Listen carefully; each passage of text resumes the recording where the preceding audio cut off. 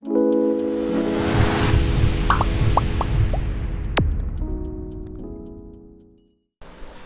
বিষয় 2024 সালের নবম শ্রেণীর তৃতীয় পর্যায়ক্রমিক মূল্যায়নের ইতিহাসের প্রথম সেটের প্রশ্ন এবং তার উত্তর। তোমার তৃতীয় পর্যায়ক্রমিক মূল্যায়নে পূর্ণমান থাকবে 90, সময় পাবে তোমরা 3 ঘন্টা 15 মিনিট। তোমাদের এর আগে তৃতীয় পর্যায়ক্রমিক মূল্যায়ন অর্থাৎ ফাইনাল পরীক্ষার বাংলার প্রশ্ন এবং উত্তর করানো হয়ে গেছে। তোমরা যা যা দেখোনি তার জন্য লিঙ্ক ডেসক্রিপশন বক্সে দেওয়া আছে, তোমরা সেখান থেকে দেখে নিতে পারো। তোমাদের এই প্রশ্নোত্তর পর্ব আলোচনা করার আগে একবার দেখে নেব তোমাদের সিলেবাসে ঠিক কোন কোন চ্যাপ্টার রয়েছে, এবং তারও আগে বলে রাখি তোমরা যারা এই চ্যানেল নতুন তারা অবশ্যই চ্যানেলটিকে সাবস্ক্রাইব করে দিও এবং পাশে থাকা বেল আইকনটি প্রেস করে দিও। দেখো তোমাদের কি কি ভাগে ভাগ হয়েছে। দেখো অধ্যায় হিসেবে যদি ভাগ করি আমরা, বিভাগ ক বহু বিকল্প ভিত্তিক প্রশ্ন, প্রশ্নমান 1। হ্যাঁ, এটা যে প্রথম যে অধ্যায় সেখান থেকে তোমাদের 3টে এমসিকিউ, দ্বিতীয় অধ্যায় থেকেও 3টে এমসিকিউ, 3 নম্বর অধ্যায় থেকেও 3টে এমসিকিউ, এরকম করে 1, 2, 3, 4, 5, 6 এই প্রত্যেকটা 6টা চ্যাপ্টার থেকে 3টে করে এমসিকিউ। শুধুমাত্র 7 নম্বর যে চ্যাপ্টারটা আছে সেখান থেকে তোমার 2টো এমসিকিউ থাকছে। একইভাবে তোমাদের যে 1 নম্বরের প্রশ্ন 1, 2, 3, 4, 5, 6 এই 6টা চ্যাপ্টার থেকে তোমাদের 3টে করে 1 নম্বর প্রশ্ন থাকছে, এবং 7 নম্বর চ্যাপ্টার থেকে তোমাদের 2টো 1 নম্বর প্রশ্ন থাকছে।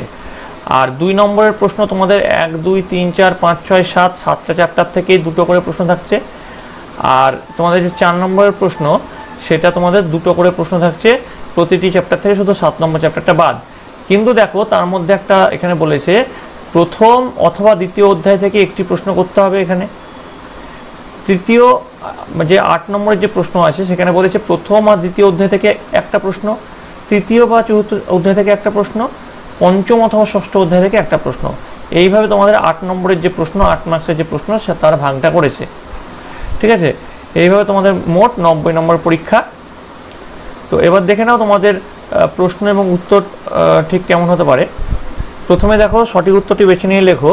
20টা তোমাদের এমসিকিউ আছে, সেই 20টা এমসিকিউ একবার দেখে নাও। ক্যাথলিক গির্জাকে বিশেষ অধিকারপ্রাপ্ত উৎপাদ বলে অভিহিত করেছেন মন্তেস্কু, নাকি ভলতেয়ার, নাকি আবেসিয়াস, নাকি রুশো? উত্তর হবে 2, ভলতেয়ার। ভলতেয়ার হবে সঠিক উত্তর। ঠিক আছে, তারপরটা দেখো পরেরটা কি আছে। ফরাসি বিপ্লবের আগে রাজার বিশেষ অধিকারকে বলা হতো। 4 নম্বর দেখো সাসপেন্সিভ ভিটো, যেটা সাসপেন্সিভ ভিটো, এটা হচ্ছে সঠিক উত্তর। আমি আর অপশনগুলো পড়লাম না। কোন সন্ধির দ্বারা প্রাশিয়ার সঙ্গে দক্ষিণ জার্মানি যুক্ত হয়? জুরিকের সন্ধি, নাকি লন্ডনের সন্ধি, নাকি প্রাগের সন্ধি, নাকি ফ্রাঙ্কফুর্টের সন্ধি? উত্তর হবে প্রাগের সন্ধি। পরের প্রশ্ন 1.4, ফ্রান্সের বাইরে জুলাই বিপ্লবের প্রভাবে গণতন্ত্র ও জাতীয়তাবাদ সফল হয়েছিল। কোথায় হয়েছিল? উত্তর হচ্ছে বেলজিয়ামে। গ্রিসেও হয়নি, ইতালিতেও হয়নি, জার্মানিতেও হয়নি। এটা সঠিক উত্তর হবে বেলজিয়ামে। 1.5 দেখো, তুরস্কের অধীনতা ছিন্ন করে 1829 খ্রিস্টাব্দে স্বাধীনতা লাভ করেছিল বুলগেরিয়া, নাকি হাঙ্গেরি, নাকি গ্রিস, নাকি রোমানিয়া? উত্তর হবে গ্রিস।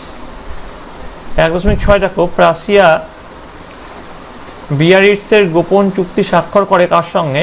উত্তর হবে ফ্রান্সের সঙ্গে।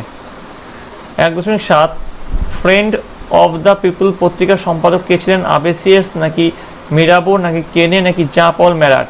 উত্তর হবে 4, জা পল ম্যারাট। 1.8 রাশিয়ার বুর্জোয়া প্রজাতান্ত্রিক সরকারের দ্বিতীয় প্রধানমন্ত্রী কে ছিলেন? উত্তর হবে ট্রটিস্ক।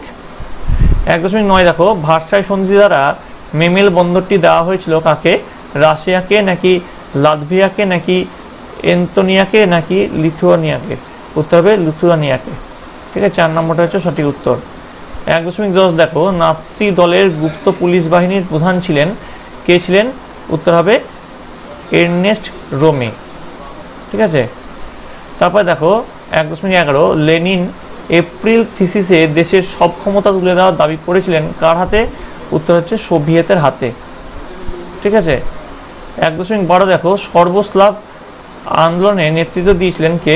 উত্তর হচ্ছে সর্বস্লাভ আন্দোলনের নেতৃত্ব দিয়েছিল সার্বিয়া। ঠিক আছে, সর্বস্লাভ আন্দোলনের নেতৃত্ব দিয়েছিল হচ্ছে সার্বিয়া। 13 নম্বর, দ্বিতীয় বিশ্বযুদ্ধকে অপ্রয়োজনীয় যুদ্ধ বলে অভিহিত করেছিলেন কে? উত্তর হচ্ছে উইনস্টন চার্চিল। উইনস্টন চার্চিল কোথাকার প্রধানমন্ত্রী ছিলেন? তোমরা যদি জানো কমেন্টে অবশ্যই জানাবে। 14 নম্বর দেখো, জার্মানির অভিযানের সময় ইতালি অক্ষশক্তির পক্ষে দ্বিতীয় বিশ্বযুদ্ধে যোগ দেয়? কে যোগ দেয়? উত্তর হচ্ছে রাশিয়া। তারপর দেখো 15 নম্বরটা, মিত্রবাহিনী ইতালির রাজধানী রোম দখল করে কত সালে? 1943 খ্রিস্টাব্দে রোম দখল করে। জাতিসংঘের আন্তর্জাতিক বিচারালয়ের বিচারকের সংখ্যা কজন? এটা 15 জন বিচারকের সংখ্যা। 17 নম্বর, জাতিসংঘের সাধারণ সভায় প্রতি সদস্য রাষ্ট্র সর্বাধিক কতজন প্রতিনিধি প্রেরণ করতে পারে? উত্তর হচ্ছে 5 জন প্রতিনিধি প্রেরণ করতে পারে। 18 নম্বর, জাতিপুঞ্জের সাধারণ সভার অধিবেশন বসে প্রতি বছর কোন মাসে? সেপ্টেম্বর মাসে। 19 নম্বর, জাতিপুঞ্জের দ্বিতীয় মহাসচিব ছিলেন কে? উত্তর হচ্ছে দ্য হ্যামারশিল্ড। 20 নম্বর দেখো, 1938 খ্রিস্টাব্দে মিউনিক চুক্তি কার মধ্যস্থতায় হয়েছিল? উত্তর হবে 2 নম্বর মুসোলিনি। হিটলার আছে অপশনে, চেম্বারলেন আছে, রুজভেল্ট আছে, কিন্তু সঠিক উত্তর হবে মুসোলিনি। এবার দেখো বিভাগ খ চলে আসছি আমরা। প্রতিটি উপবিভাগ থেকে অন্তত একটি করে প্রশ্ন দিয়ে মোট 16টি প্রশ্নের উত্তর দাও। তো প্রত্যেকটি উপবিভাগগুলো দেখে নাও। ক বিভাগে কি আছে? একটি বাক্যে উত্তর দাও। কার প্রস্তাব অনুসারে সম্পত্তির ভিত্তিতে ফরাসি নাগরিকদের 2টি ভাগে ভাগ করা হয়? উত্তর লিখবে সংবিধান সভার প্রস্তাব অনুসারে সম্পত্তির ভিত্তিতে ফরাসি নাগরিকদের 2টি ভাগে ভাগ করা হয়। 2 নম্বর দেখো, কার প্ররোচনায় ফরাসি সম্রাট জুলাই অর্ডিন্যান্স জারি করেন? উত্তর লিখবে পলিগনাকের প্ররোচনায় ফরাসি সম্রাট জুলাই অর্ডিন্যান্স জারি করেন। 3 নম্বর, আমেরিকা কত খ্রিস্টাব্দে মিত্রপক্ষে যোগ দেয়? উত্তর লিখবে আমেরিকা 1941 খ্রিস্টাব্দে মিত্রপক্ষে যোগ দেয়। 4 নম্বর, রুজভেল্ট কোথা থেকে ইউনাইটেড নেশনস কথাটি গ্রহণ করেন? উত্তর লিখবে রুজভেল্ট কবি লর্ড বাইরনের চাইল্ড হেরল্ড কবিতা থেকে ইউনাইটেড নেশনস কথাটি গ্রহণ করেন। এবার দেখো চলে আসছি উপবিভাগ খ, সত্য মিথ্যা নির্ণয় করো। ন্যায্য অধিকার নীতির দ্বারা মধ্য ইতালিতে অস্ট্রিয়ার আধিপত্য প্রতিষ্ঠিত হয়। উত্তর একদম মিথ্যা, তাই জন্য এখানে মিথ্যা দেওয়া হয়েছে। 2.6 দেখো, রাশিয়ার মেনসেভিক দলের লক্ষ্য ছিল সংসদীয় ব্যবস্থার মাধ্যমে সমাজ ব্যবস্থার পরিবর্তন। উত্তর মিথ্যা, তাই জন্য এখানে মিথ্যা দেওয়া হয়েছে। 2.7 দেখো, অক্ষজোটের অক্ষ কথাটি প্রথম ব্যবহার করেন মুসোলিনি। এটা একদম সত্য, তাই জন্য এখানে সত্য দেওয়া হয়েছে। 8 নম্বর 2.8 দেখো, কোনো নতুন রাষ্ট্র জাতিপুঞ্জের সদস্য হতে গেলে জাতিপুঞ্জের নিরাপত্তা পরিষদের সকল সদস্যের সম্মতি বাধ্যতামূলক। এটাও সত্য, তাই জন্য এখানে সত্য লেখা হয়েছে। এবার চলে আসছি উপবিভাগ গতে। বলেছে বিবৃতির সঙ্গে সঠিক ব্যাখ্যাটি নির্বাচন করো। প্রথমে দেখো কি আছে বিবৃতি। 1917 খ্রিস্টাব্দের মার্চ মাসে রুশ বিপ্লব পরিপূর্ণতা পায়নি। এর যেটা সঠিক ব্যাখ্যা সেটা হচ্ছে ব্যাখ্যা 2। কি বলেছে? এই বিপ্লবের দ্বারা সর্বহারা শ্রেণীর হাতে ক্ষমতা আসে। 2.10 দেখো কি বলেছে। বিবৃতি দিয়েছে রাশিয়া মিত্র শক্তির কাছে পশ্চিম ইউরোপে জার্মানির বিরুদ্ধে দ্বিতীয় রণাঙ্গন খোলার আবেদন করেন। এর দেখো সঠিক যে ব্যাখ্যা সেটা হচ্ছে ব্যাখ্যা 2। রাশিয়া পশ্চিম ইউরোপে ইঙ্গো ফরাসি শক্তিকে চাপে রাখতে চেয়েছিল। 11 নম্বর দেখো বিবৃতি কি দিয়েছে। ইঙ্গো ফরাসি শক্তি তুরস্কের অখণ্ডতা রক্ষা করতে চেয়েছিল। এর যে সঠিক ব্যাখ্যা সেটা হচ্ছে ব্যাখ্যা 1। ইঙ্গো ফরাসি শক্তি কৃষ্ণ সাগরীয় অঞ্চলে রুশ সম্প্রসারণে আতঙ্কিত ছিল। এবার দেখো 12 নম্বর কি বলছে। 12 নম্বরটা কি বলেছে? জাতিসংঘের উদ্যোগে 1924 খ্রিস্টাব্দে জেনিভা প্রোটোকল রচিত হয়। এর যেটা সঠিক ব্যাখ্যা সেটা হচ্ছে ব্যাখ্যা 1। জেনিভা প্রোটোকলের উদ্দেশ্য ছিল আন্তর্জাতিক বিচার ব্যবস্থাকে শক্তিশালী করা। এবার দেখো উপবিভাগ ঘতে চলে আসছি আমরা। কি বলছি উপবিভাগ ঘতে? ক স্তম্ভের সঙ্গে খ স্তম্ভ মেলাও। দেখে নাও তোমরা ক স্তম্ভে কি আছে। 3 সেপ্টেম্বর 1943 খ্রিস্টাব্দ, 7 মে 1945 খ্রিস্টাব্দ, 2 সেপ্টেম্বর 1945 খ্রিস্টাব্দ, 8 মে 1945 খ্রিস্টাব্দে। এইগুলো আছে তোমাদের ক স্তম্ভে। এবার দেখো তোমাদের খ স্তম্ভে কি আছে। জার্মানির আত্মসমর্পণ, বিজয় দিবস, ইতালির আত্মসমর্পণ আর জাপানের আত্মসমর্পণ। এবার দেখো সঠিক যে মিল সেটা হচ্ছে 3 সেপ্টেম্বর 1943 এই খ্রিস্টাব্দের সঙ্গে মিল হবে ইতালির আত্মসমর্পণ। 7th মে 1945 এর সঙ্গে মিল হবে হচ্ছে জার্মানির আত্মসমর্পণ। 2nd সেপ্টেম্বর 1945 এর সঙ্গে মিল হবে জাপানের আত্মসমর্পণ। তারপরে দেখো 8th মে 1945 এটা হচ্ছে বিজয় দিবস।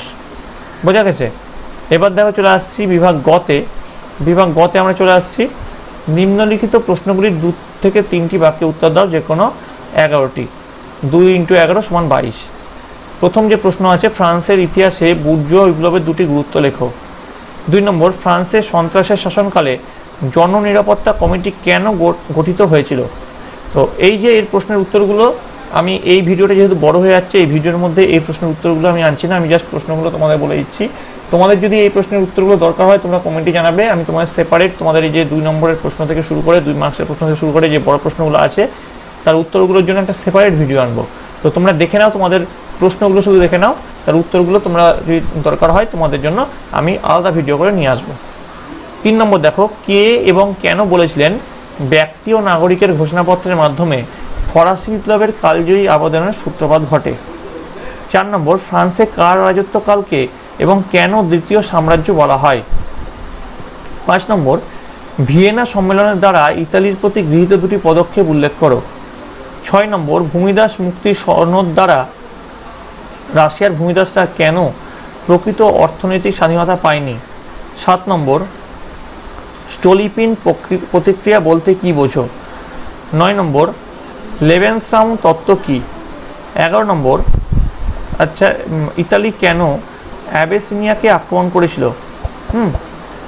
তোমাদের এখানে একটু নাম্বারিংয়ে ভুল আছে, দেখে নিও। তারপরে দেখো 7, 8, এটা 9 হবে। 10, জাতিসংঘের লীগ পরিষদের কাজ কি? 11, ফ্যাসিবাদ ও গণতন্ত্রের মধ্যে 2টি পার্থক্য লেখো। 12, কোন ঘটনাকে গণতন্ত্রের মড়ক বলা হয়? 13, জার্মানি কেন জাতিসংঘের সদস্যপদ ত্যাগ করে? 14, জাতিপুঞ্জে ভেটো প্রয়োগ করতে পারে কারা, তাদের নাম করো। এবার দেখো চলে আসছি বিভাগ ঘতে। বিভাগ ঘতে কি বলেছে দেখো, 4-এর দাগের প্রশ্ন, নিচের প্রশ্নগুলির 7 থেকে 8টি বাক্যে উত্তর দাও। এই বিকল্প যে প্রশ্নগুলো সেগুলো একবার দেখে নেবে। ফ্রান্সে সন্ত্রাসের শাসনের গ্রহণযোগ্যতা বিচার করো, অথবা ফরাসি বিপ্লবে নারীর অবদান উল্লেখ করো। 2 নম্বর, ফ্রান্সে 1848 খ্রিস্টাব্দে বিপ্লব ইউরোপে কি প্রভাব ফেলেছিল, অথবা ইতালির ঐক্য সাধনে ফ্রান্সের ভূমিকা পর্যালোচনা করো। 3 নম্বর, 1913 খ্রিস্টাব্দে বিপ্লবের নামে বলশেভিক দল কিভাবে রাশিয়ার শাসন ক্ষমতা দখল করে, অথবা লেনিন কেন রাশিয়ায় নতুন অর্থনৈতিক নীতি ঘোষণা করেন। 4 নম্বর, বিশ্ব শান্তি প্রতিষ্ঠায় উড্রো উইলসনের 14 দফা নীতি কী ভূমিকা নিয়েছিল, অথবা ভার্সাই সন্ধির মধ্যে দ্বিতীয় বিশ্বযুদ্ধের বীজ নিহিত ছিল, কেন বলা হয়। 5 নম্বর, ইঙ্গো ফরাসি শক্তি কেন তোষণ নীতি গ্রহণ করেছিল, অথবা জার্মানি কেন রাশিয়া আক্রমণ করেছিল। 6 নম্বর, ফ্যাসিবাদের মূল লক্ষ্য কী ছিল, অথবা রোম, বার্লিন, টোকিও অক্ষ চুক্তি কীভাবে গড়ে ওঠে। এবার চলে আসছি বিভাগ উঙ্গতে। দেখো বিভাগ উঙ্গতে কি আছে, 5-এর দাগের প্রশ্ন, এটা হচ্ছে প্রত্যেকটা প্রশ্নের মান আছে 8 করে। যে কোনো একটি প্রশ্নের উত্তর দাও। প্রথম যে প্রশ্ন, ক্রিমিয়া যুদ্ধের কারণগুলি আলোচনা করো, এই যুদ্ধের ফলাফল ও গুরুত্ব লেখো। 5 + 3 8 আছে। 5.2 দেখো কি আছে, 1929 খ্রিস্টাব্দে বিশ্বব্যাপী অর্থনৈতিক মন্দার কারণগুলি কী ছিল, আর আমেরিকা ও ইউরোপে মহামন্দার ফলাফল ও প্রভাব লেখো। তারপরে দেখো 5.3 কি আছে, জার্মানিতে নাৎসি দলের উত্থানের কারণগুলি কি ছিল, হিটলার কিভাবে জার্মানিতে ক্ষমতা দখল করেন। দেখো এটা হচ্ছে 5 + 3 8, এইভাবে এটা আছে। তো তোমাদের এই গেল নবম শ্রেণীর ইতিহাসের ফার্স্ট সেট প্রশ্ন এবং তার উত্তর। তোমাদের এই যে বড় প্রশ্নের উত্তরগুলো দরকার হলে তোমাদের আগেও বলেছি কমেন্ট করে জানাবে। আর এই প্রশ্নই যে হুবহু তোমাদের পরীক্ষা আসবে সেরকম কোনো ব্যাপার নয়, তোমরা তোমাদের টেক্সট বইটা খুঁটিয়ে পড়ো এবং এই প্রশ্নগুলো প্র্যাকটিস করো। এরপরে তোমাদের যদি দরকার হয় তোমাদের জন্য আরও 2খান সেটের প্রশ্ন উত্তর নিয়ে আসবো, তার জন্য তোমরা কমেন্টে অবশ্যই জানাবে যে আরও সেটের প্রশ্ন উত্তর দরকার আছে কি না।